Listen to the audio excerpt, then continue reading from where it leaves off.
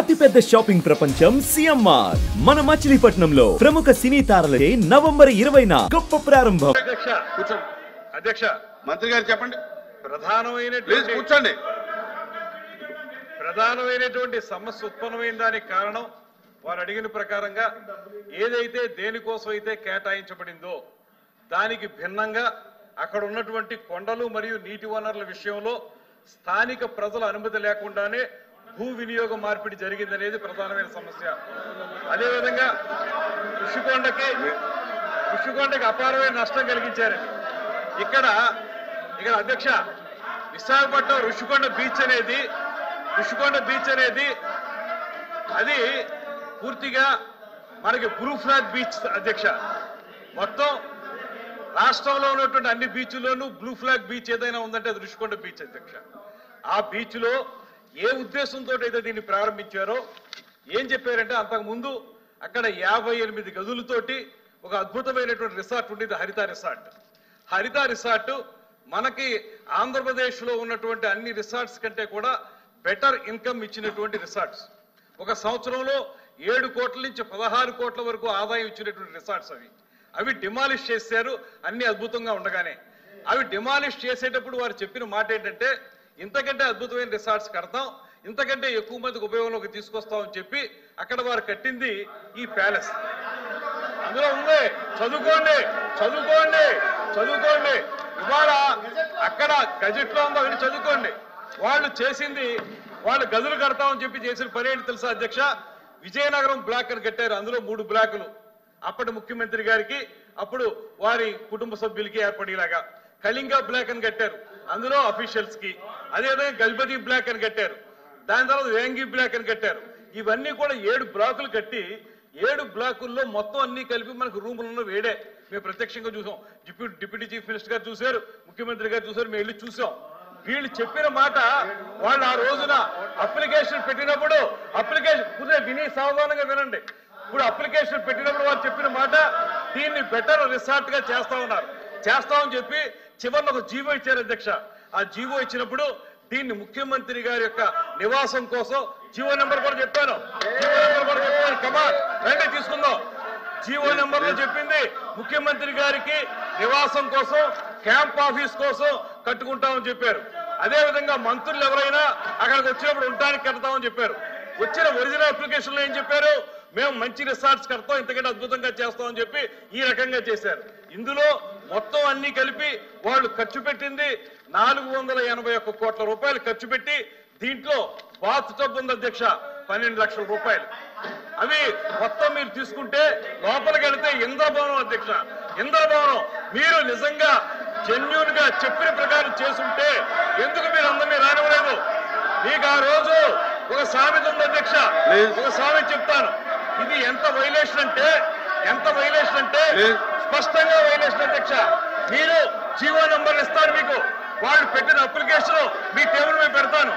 ఆ అప్లికేషన్ కానీ GO number కానీ చూడండి, ఎక్కడా కూడా పొంతం లేదు. ఆ రోజు చిన్నపిల్లలు అయిపోతే ఆ రోజు మనకి మనం ఏదంటే ఓం మహానగరం తగలకపోతుంటే ఫిడేలు వాయించినటువంటి నియోజకవర్గ లాగా వ్యవస్థ సర్వనాశనం అయిపోతుంటే ఇంత డబ్బు ఖర్చు పెట్టి తన సొంత భవనం కోసం అతని ఆఫీస్ రూమ్ ఒక టెన్నిస్ కోర్ట్ అంత ఉంటుంది అధ్యక్ష. ఆయన ఆఫీస్ రూమ్ ఒక టెన్నిస్ కోర్ట్ అంత ఉంటుంది. ఇవన్నీ ఖర్చు పెట్టి ఎవరి డబ్బులు ప్రజల డబ్బుల్ని ఇలా మోసం ఇంకా సిగ్గు లేకుండా ఏ రకంగా మాట్లాడతారు, ఏ రకంగా అడుగుతారు వీళ్ళు, ఏ రకంగా ప్రశ్నిస్తారు? ఇంత అన్యాయం చేసి ఇవాళ జీవోలన్నీ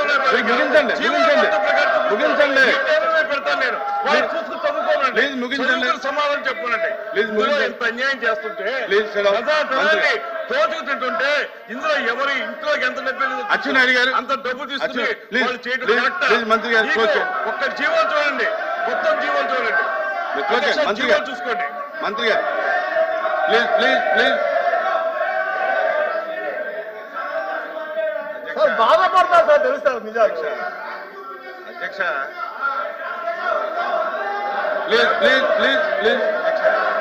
ప్లీజ్ మంత్రి గారు కూర్చోండి అధ్యక్ష.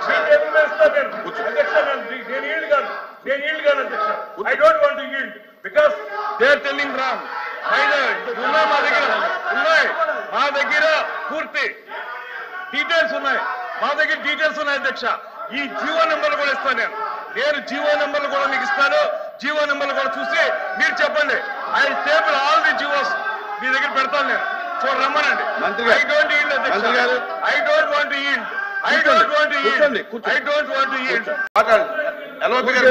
మీరు అలా అద్భుత సాధించాలని చెప్పి చెప్తారు. జీవో ఇచ్చింది పబ్లిక్ డాక్యుమెంట్ ఇది. అది కాదన్నది ఎవరు? వెనకంటే మాట్లాడుతున్నారు అధ్యక్ష తప్పుదా అన్ని మీరే మాట్లాడుకుంటారు. మీ మాట మాట్లాడలేదు. ఇక్కడ మాట మాట్లాడలేదు. నో అధ్యక్ష.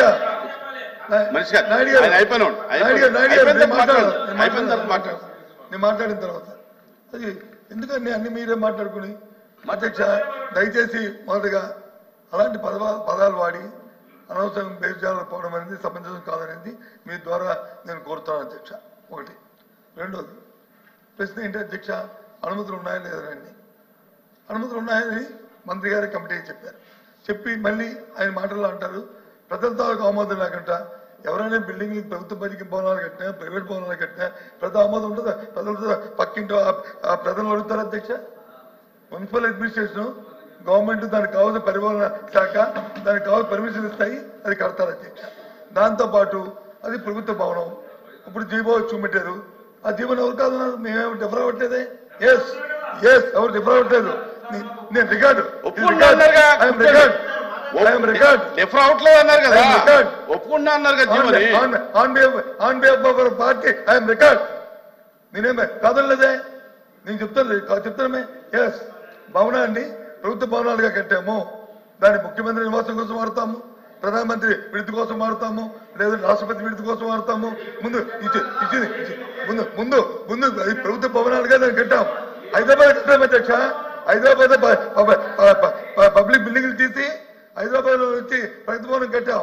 ఆ రోజు ఎవరు కట్టారు? దాని తర్వాత వచ్చిన ముఖ్యమంత్రి లేరు అధ్యక్ష. అందులోను ఏది అదేమో ప్రైవేట్ భవనం, ఎవరో ప్రైవేట్ ఆస్తా. అది డిప్యూటీ సీఎం గారు చూశారు, అలాగే సీఎం గారు చూశారు, ముఖ్యమంత్రి గారు చూశారు.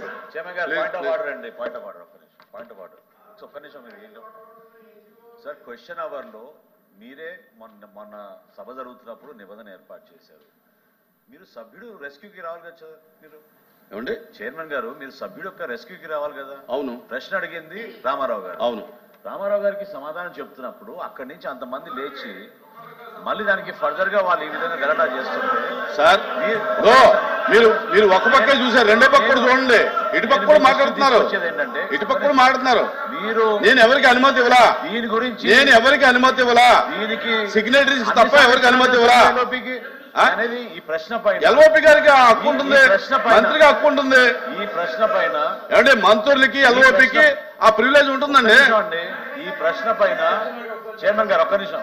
ఈ ప్రశ్న పైన సుదీర్ఘమైన చర్చకి ప్రభుత్వం సిద్ధంగా ఉంది. శాసనసభలో కూడా గంట సేపు చర్చించాం.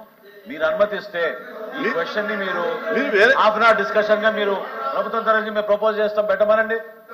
సుదీర్ఘంగా డిస్కస్ చేద్దాం దాని గురించి.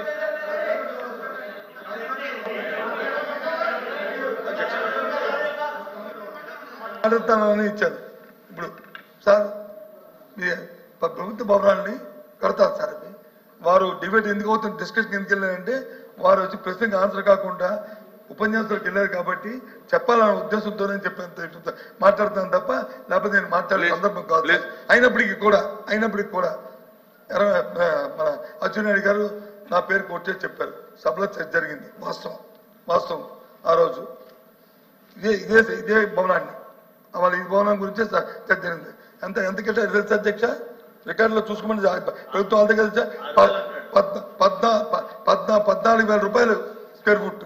చూసుకోండి, 6,000 కాదు, 14,000 చూసుకోండి. ఇది స్క్వేర్ ఫుట్.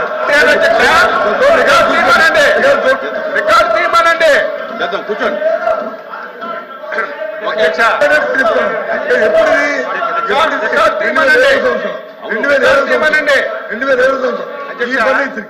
ఈ ఫర్నిచర్ తో ఈ నాయుడు గారు నాది అయిపోయిందని మాట్లాడుతుంది. నాకు అయిపోయింది, నాది అయిపోయిందని మాట్లాడు. నేను తప్పు మాట్లాడితే మీరు సత్యం రికార్డు అంతా రికార్డ్ అవుతుంది. ఏది మనం కూడా సీనియర్ సభ్యులం కాబట్టి తప్పు మాట్లాడి రికార్డులో తొలగిస్తే లేదు ఇంకోటి మాట్లాడితే మనం తలదించుకోవాల్సి వస్తుంది, అందుకు తప్పు మాట్లాడింది. కాబట్టి దయచేసి మీరు మాట్లాడింది చెప్పారు, మీకున్న అవగాహనతోనో లేకపోతే జ్ఞాపకంతోనో మీరు చెప్పారు. నేను మాట్లాడిన నవల సభలో 14,000 రూపాయలు చెప్పాను, ఇంక్లూడింగ్ ఫర్నిచర్తో కలిపి. ఇవాళ మీరు చెప్తుంది ఇంక్లూడింగ్ ఫర్నిచర్తో కలిపి 25,000 చెప్తున్నారు. కాదండి అది కూడా చెప్పండి, తప్పు కాదని చెప్తే ఇప్పుడు ఫర్నిచర్ కాదు, ఓన్లీ కన్స్ట్రక్షన్ 25,000 అయిందంటే ఓకే, అది మీ తాలూకు స్టేట్మెంట్, ఇది నా తాలూకు స్టేట్మెంట్.